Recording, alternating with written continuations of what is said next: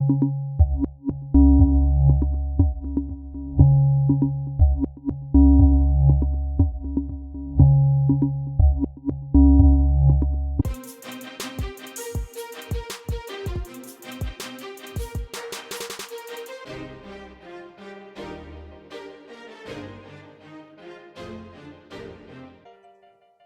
and welcome to the Free American Voice podcast from Midwestern Citizen. This month's episode will be on COVID, and it's part one of a two-part series. Today, we're going to be discussing recent developments with the virus, as well as some of the economic effects that we're seeing. My name is Raj Ashar. I'm a senior at University of Michigan, majoring in economics, and I'm also a senior editor at Midwestern Citizen. Hi, everyone. My name is George Sdregas. I'm a junior at The Ohio State University studying philosophy, politics, and economics. And I'm a staff writer at the Midwestern Citizen. Specifically, in the law section, I published an article undermining free exercise on the constitutional dilemma of fraudulent religious vaccine exemptions. Hi, everyone. I'm Jason Siegelin, editor-in-chief at Midwestern Citizen. I'm also a senior at the University of Michigan studying economics. Hi, my name is Paul Odu. I'm a senior at the University of Missouri-Columbia studying economics and constitutional democracy.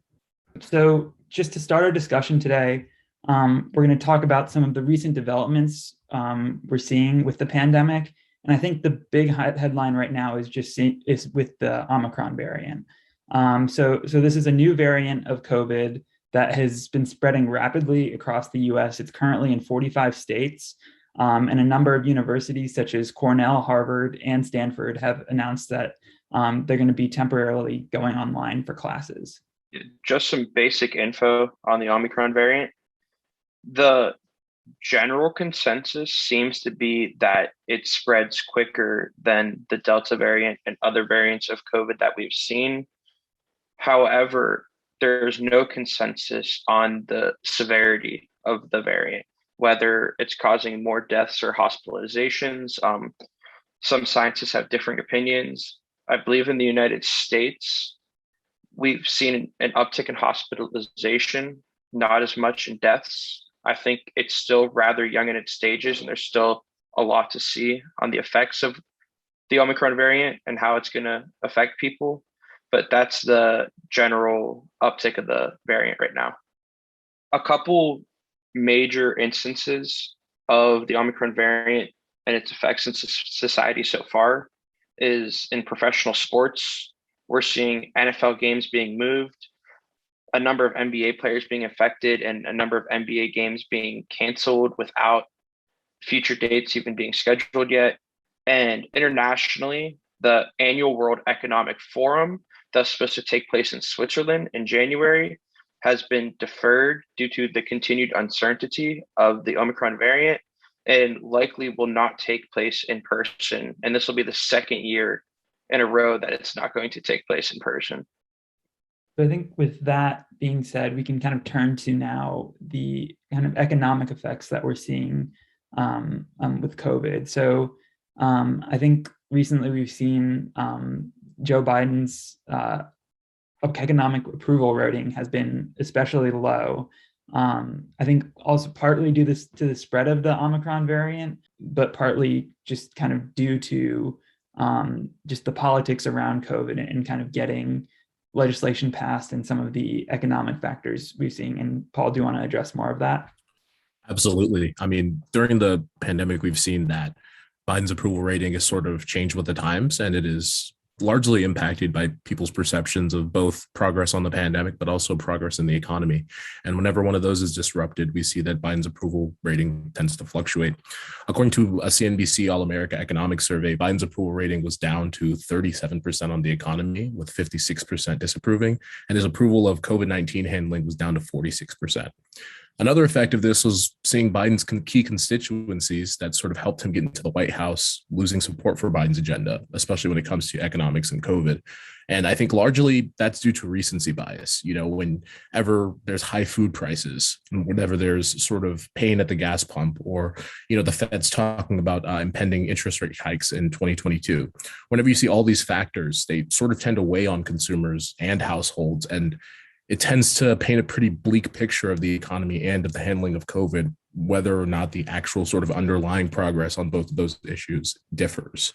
So we're seeing a lot of effects on the economy, which are making things seem pretty dismal in the future. But again, when it comes to looking at the economics of COVID, it's too complicated to sort of paint a linear path. There's a lot of underlying forces here that are sort of combining to make economic conditions in the United States and across the globe pretty variable at the moment. If you go and look directly at empirics and start looking at some of the figures, the Bureau of Labor Statistics shows that in a lot of ways, the United States economy is making progress. For example, in unemployment between October and November of this year has actually gone down slightly, and it's down overall from earlier this summer. However, when we look at changes in payroll employment, so how many jobs the economy actually added, it added pretty meager numbers in November, about 210,000 jobs, which was down from almost 1 million in June. So we're seeing that in some aspects, people are, able to find jobs. We have a really strong labor market right now, but at the same time, the increase in the number of jobs created in the economy is going down. And obviously, people have been talking a lot about inflation, and inflation has also gone pretty much haywire since the start of the pandemic. And it's caused by a lot of things. It's caused by supply chain, it's caused by government policy. But the matter of fact is that between November last year and November of this year, there was a 6.8% increase in the consumer price index, which is basically a basket of goods that is representative of what the average consumer sort of consumes in a certain set period of time. And that increase is actually the largest over the same period since June of 1982. Energy prices during that same period rose over 30%, and food prices increased 6.1%. So all across the economy, people are seeing increased prices for goods, which isn't necessarily a good thing when there's a lot of other economic factors that are weighing upon people's wages, weighing upon people's employment. And it's creating a situation where consumers and households are almost feeling helpless, especially as a lot of government stimulus sort of runs out and a lot of these programs expire. Yeah. And I think to provide a little insight into going back to the unemployment rate decreasing and us seeing more people employed, but also not a large uptick in jobs, I think that really correlates to the idea that a lot of people now with the pandemic aren't working. First of all, we've seen a lot of hospitalizations, a lot of death in the country. So that decreases the labor force right there. And probably the much greater decrease in the labor force is just fear, not wanting to work in a public space where you're going to be in contact with people every day. Fear for yourself, but a lot of people fearing for their families, having elderly people in their family that they want to make sure they don't get sick. So I think that kind of explains how unemployment's going down, but we're really not seeing jobs being created, when you would think if unemployment was going down, more jobs would be created. And part of me can't help but think about the political implications of this sort of downturn. We noticed before Trump was elected, certain constituencies were in middle America, where there was certain areas of economically depressed areas, certain manufacturing industries, especially, and this coal and steel community as well. But I can't help but think that this sort of inflation, this economically depressed sort of couple of years we've had due to COVID, clearly, would potentially lead to another populist candidate on either the Democratic side or the Republican side. And so there's a lot of risk here regarding not only the economic implications of people not being able to put food on the table, but also the potential risk of another populist candidate running with either a tendency towards reinforcing a more restrictive public health state, or on the other hand, completely objecting to that. Either extreme could be extraordinarily dangerous looking to the future. So that's something I think we should also consider following these economic implications. I think that's a great point, Jason. It just goes to show that sort of the health of the economy is inextricably linked to the both health of the American citizens in consideration of the pandemic, but also the strength of political institutions that are the ones putting into effect a lot of restrictions, a lot of policies to sort of curb both the pandemic and improve the economy. And the combination of all these factors goes to show that not one solution is going to be a panacea for a lot of the things we're seeing with COVID-19. It's really going to require sort of a multilateral, sort of very, very targeted, but also very broad-based program or initiative to sort of effectively bring an end to the pandemic while also making sure that that doesn't result in further economic turmoil and further economic pains.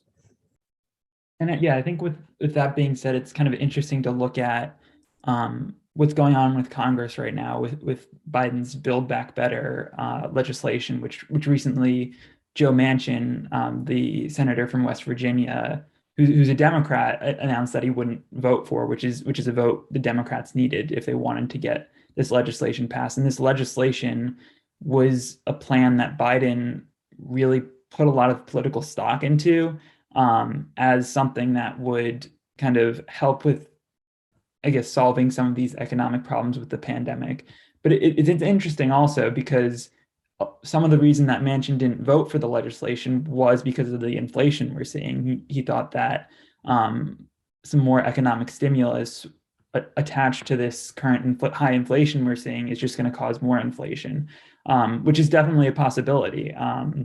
But I think the arguments from Biden's side is, no, we're seeing this Omicron variant spreading.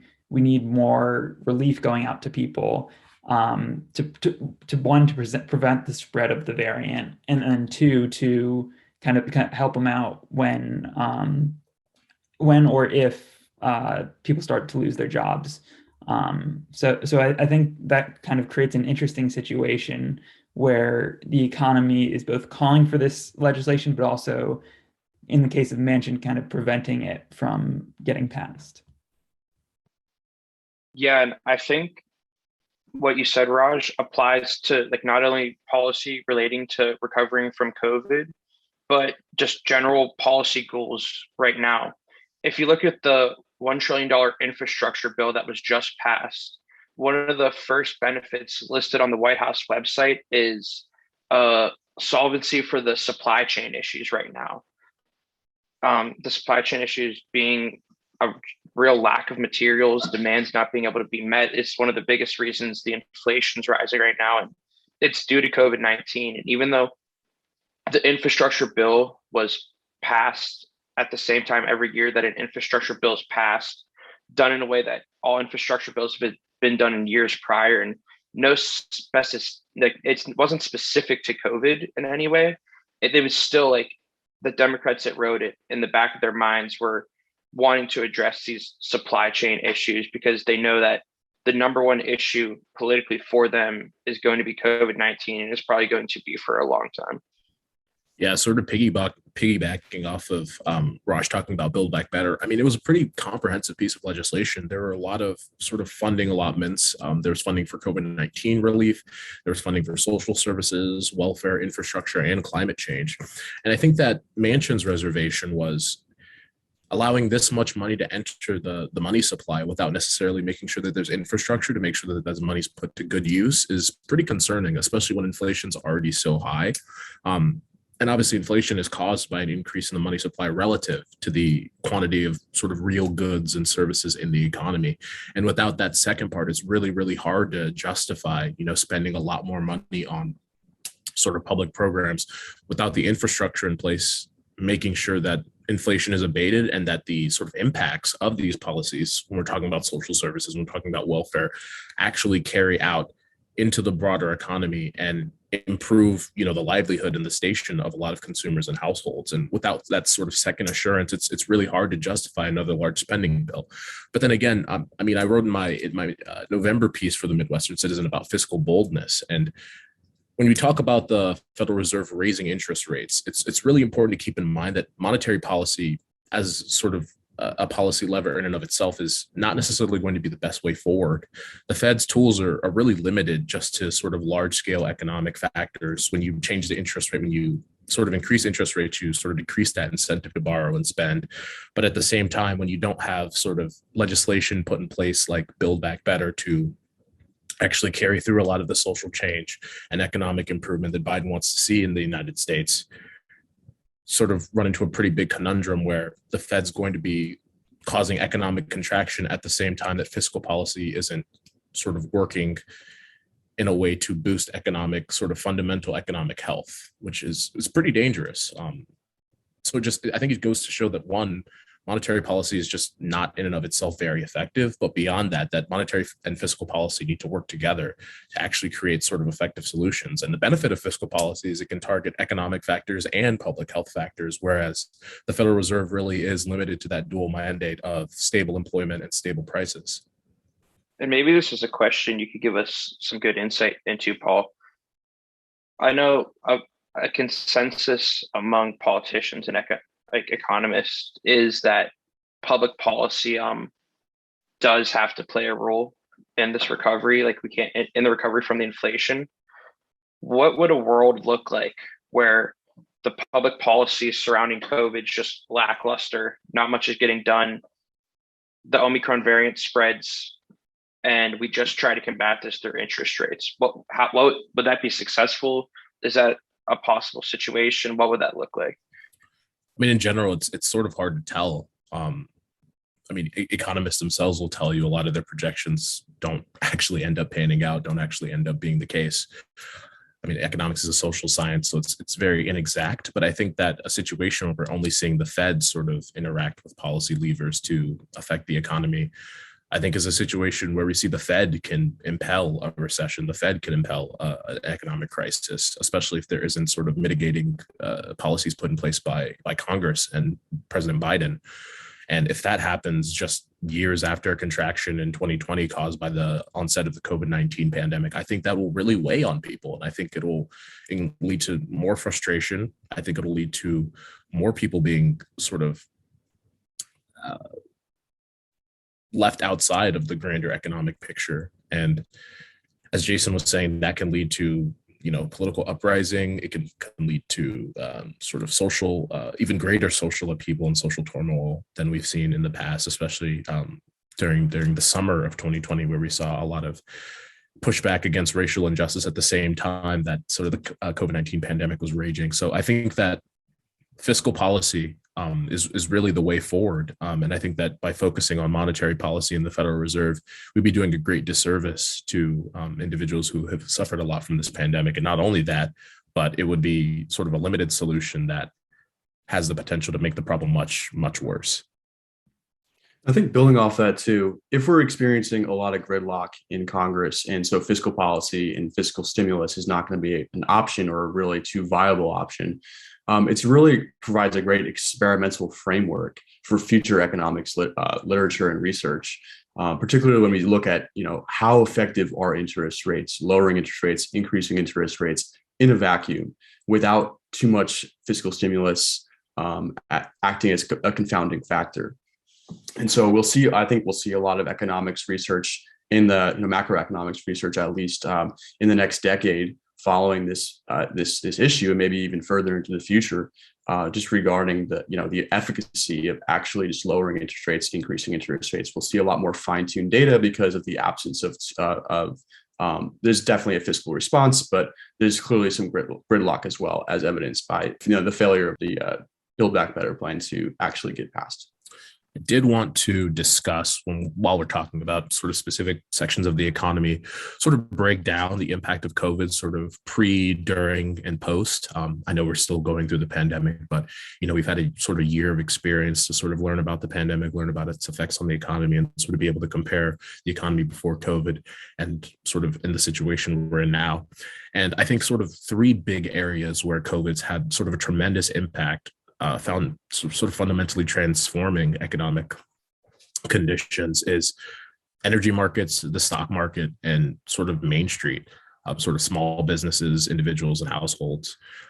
First, looking at energy, I mean, during those initial stages of the pandemic, oil prices cratered. There was an increase in oil supply.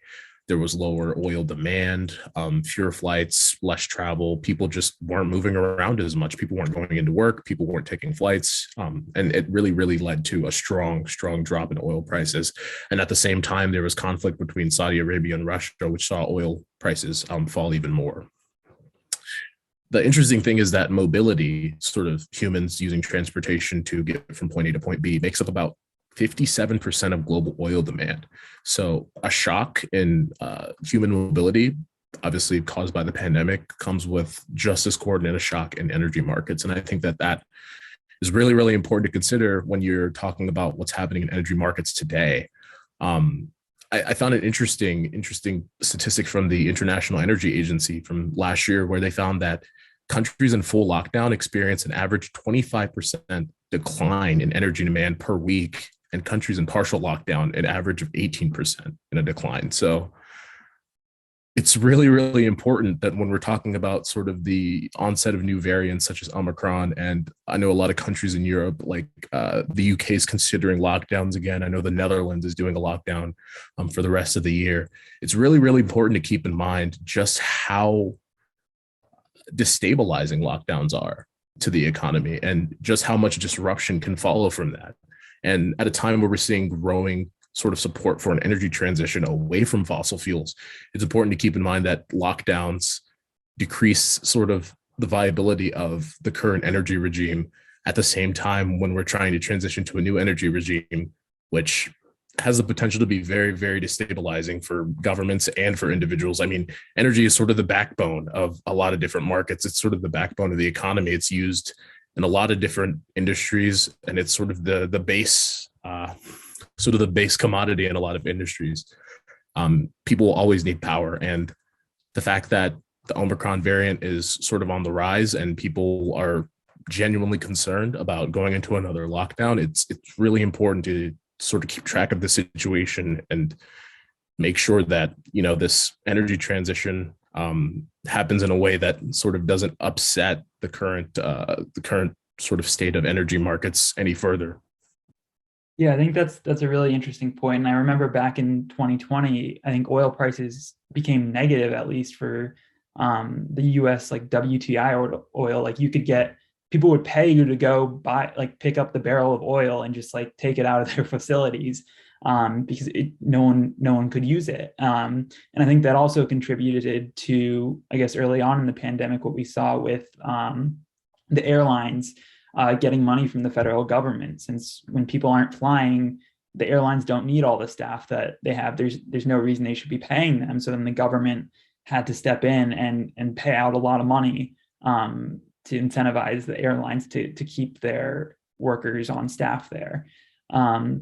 So I think this Omicron variant, I think it definitely presents kind of another threat of that happening again. And I think, I mean, and if it does, if travel does drop again, I think we could see, even if like Build Back Better failed, we could see some more legislation in the pipeline, similar to what we saw in early 2020, that's used to basically hold businesses over until this ends, especially if lockdown measures have to be taken.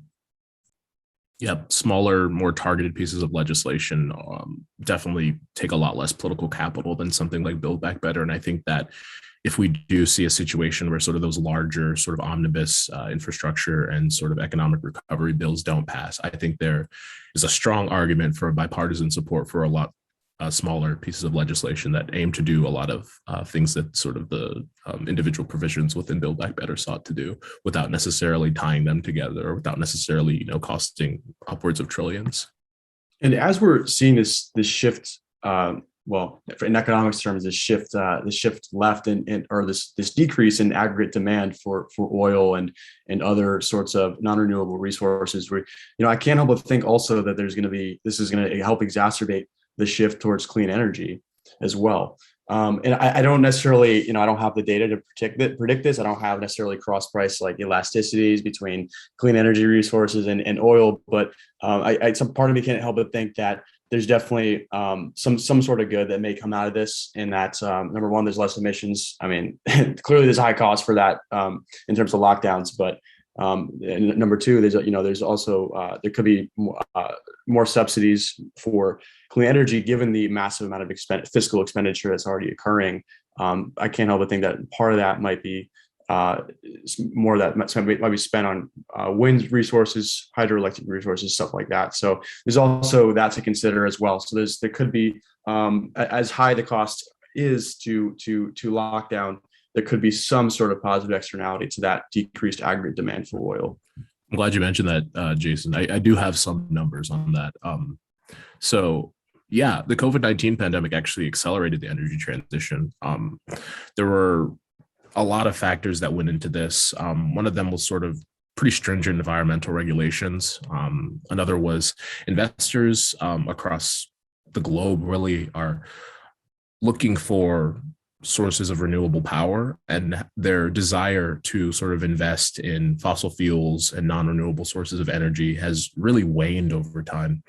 And also the slowdown in energy demand caused by the pandemic and the fall in oil prices, all of those factors have sort of contributed to the growth of renewable energy. And so renewable energy consumption during the first 10 weeks of lockdown actually increased in the United States by about 40%. And lockdown restrictions implemented due to the pandemic led to about an 8% decline in energy related emissions and a 6% decline in energy demand. So it's sort of interesting to see how the pandemic has naturally led from a transition away from fossil fuels towards wind, solar, hydroelectric. But at the same time, I think it's interesting to see that that transition is causing a lot of growing pains along the way. And the pandemic has really just sort of uncovered the need to transition away from fossil fuels as efficiently and as effectively as possible. And it highlighted at the same time how difficult that transition actually is to make.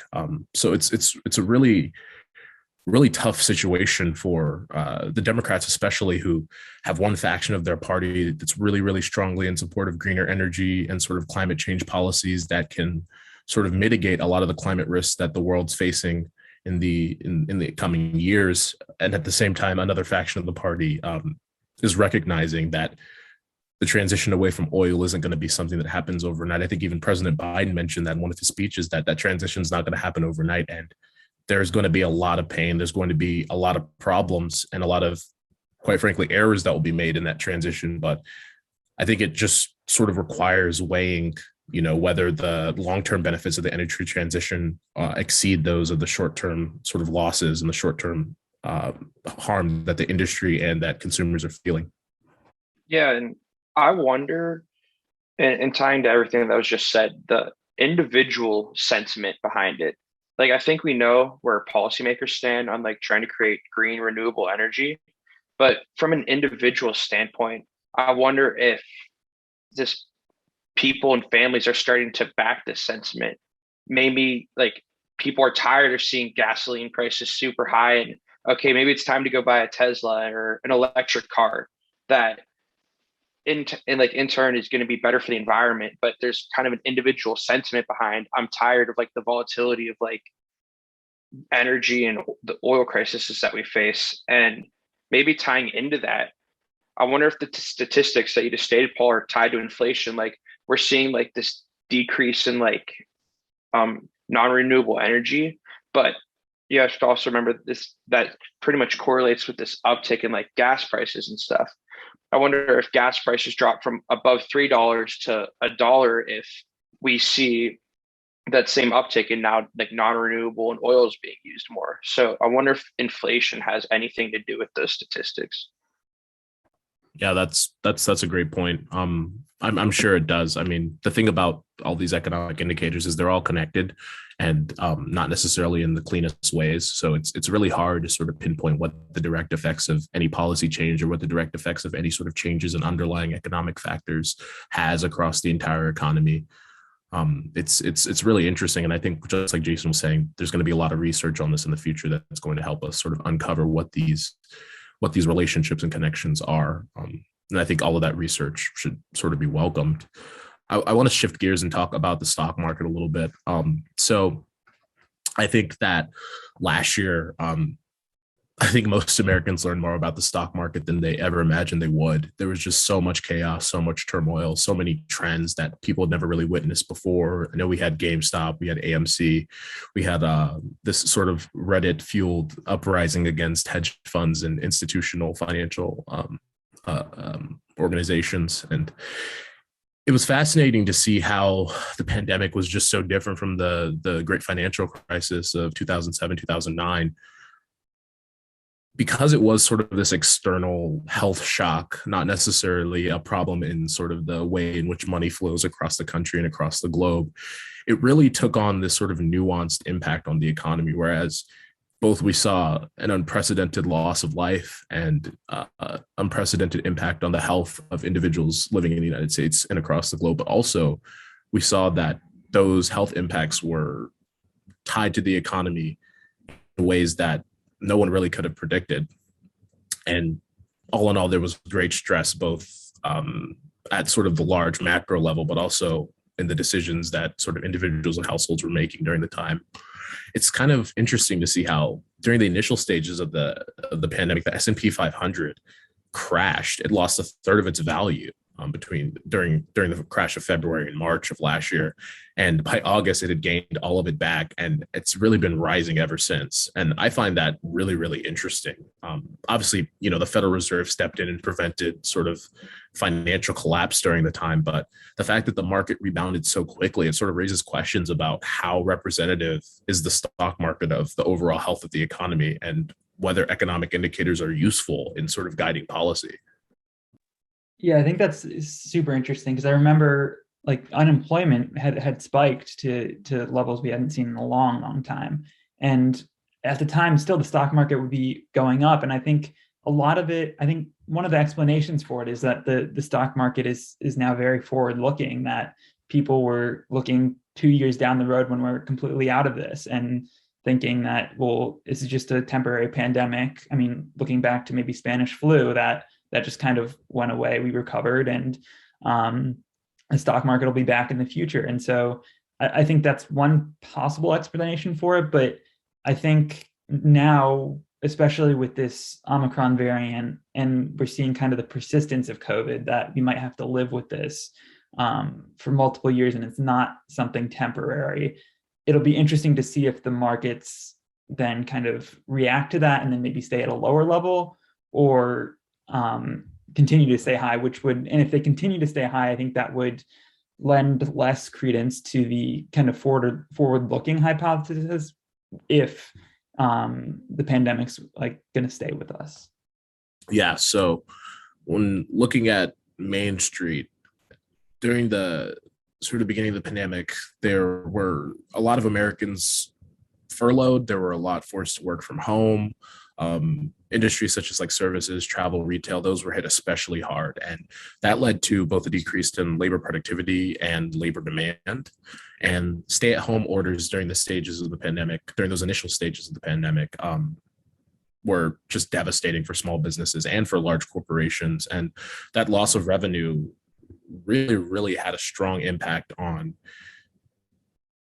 employment, both at the large sort of corporate level, but also with sort of smaller regional businesses. And now we're seeing a lot of that federal funding sort of being drawn down at a pretty critical moment of the pandemic. Congress committed nearly $6 trillion over this 2-year period to sort of combat COVID, but also sort of revive the economy. And a lot of these programs have either expired or been canceled or simply run out of money. And as Omicron is on the rise, it's really something to keep an eye on. It's something that can really bring the United States back to sort of those initial stages of the pandemic, where there's a lot of uncertainty, there's a lot of chaos, a lot of variability. And I'm not sure that there's the political will for that. I'm not sure there's, a lot of social will for that, but I'm not sure that the economy is healthy enough to sort of take another large shock like that. It'll be something definitely to watch. I think a counteracting trend is that holiday spending is sort of forecasted to break records this year. One of the interesting things about the pandemic is it sort of reshaped the retail sector, and that small businesses and retailers that were able to sort of pivot to online services efficiently reaped most of the benefits from sort of increasing consumer demand. And I think that could be a benefit in that, small businesses are actually seeing business during this period of time, especially those who are, have strong, robust online platforms. But at the same time, could this sort of exacerbate existing supply chain issues? I think that's something to really keep in mind.